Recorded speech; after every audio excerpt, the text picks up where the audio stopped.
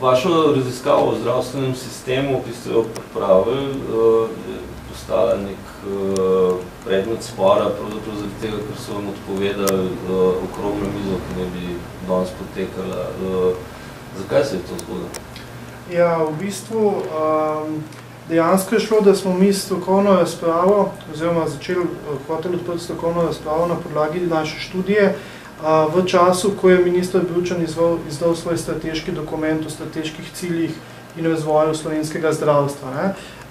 Zdaj, to je izrazito slabo napisan dokument in naša domneva je, da so naši zelo konkretni predlogi in pokazatelji, kaj je v zdravstvenem sistemu narobe, povzročili neko panično reakcijo na Ministrstvu za zdravje.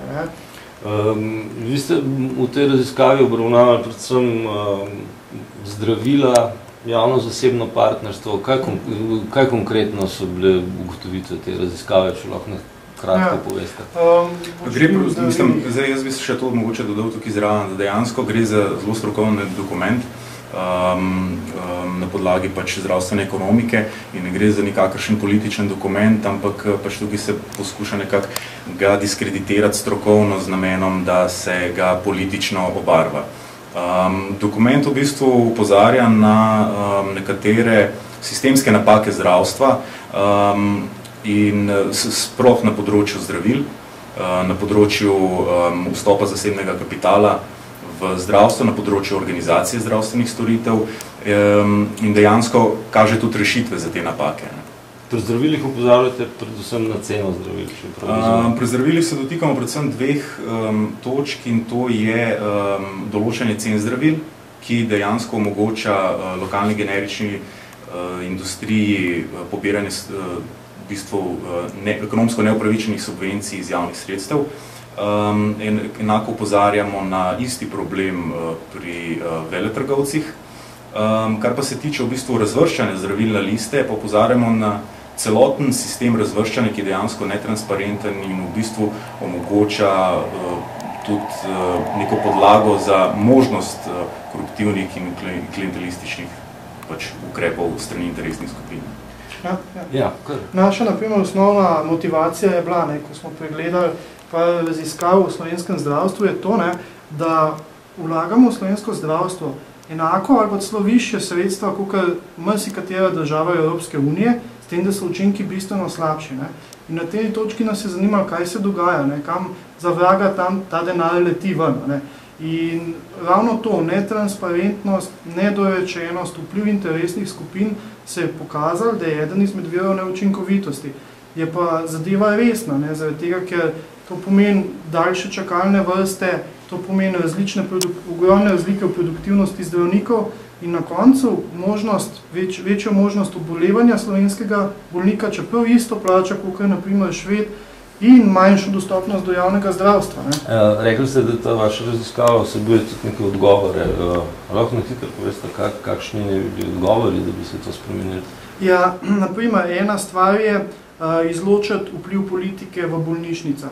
Iz svetov svet določati kot nadzorni svet v gospodarski družbi in direktorju dati neka pooblastila, da ima jasno linijo odgovornosti in obveznosti v bolnišnici. Se pravi, da je točno določeno, kdo kaj dela. Trenutno je dosti velik organizacijski kaos, ki omogoča vse po vrsti. Druga zadeva je premisliti o sistemu delovanja plač. Plače v zdravstvu naj se ne določajo po plačah v sodiščih ali pa v šolstvu, ampak naj se določajo dejansko po produktivnosti.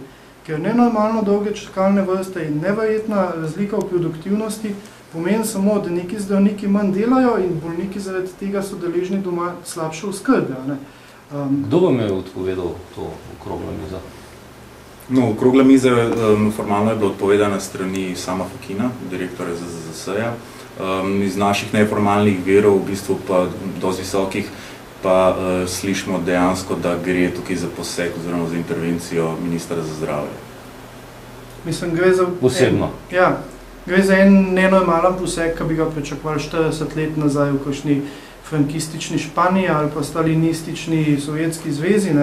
Kakšen motiv bi lahko imel minister za Ja, jaz mislim, tako poseganje. Jaz mislim, da se zelo boji v vseh aferah, ki so vam prišle, da bi dobil še eno afero, ki mu pa s konkretnimi predlogi in mu konkretno pokaže, kaj je narobe.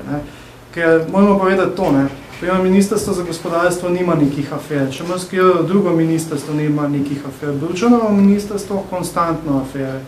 In to je, kaj je vir teh afer, smo deloma pokazali v naši raziskavi. To, da je ministrstvo prevzemajo interesne skupine. V dnevniku danes je bilo zapisano, da vas neki sicer anonimni strokovnjaki ocenjujejo to raziskavo kot začetniško, mislim, da so bile te besede uporabljene. Kako odgovarjate na to?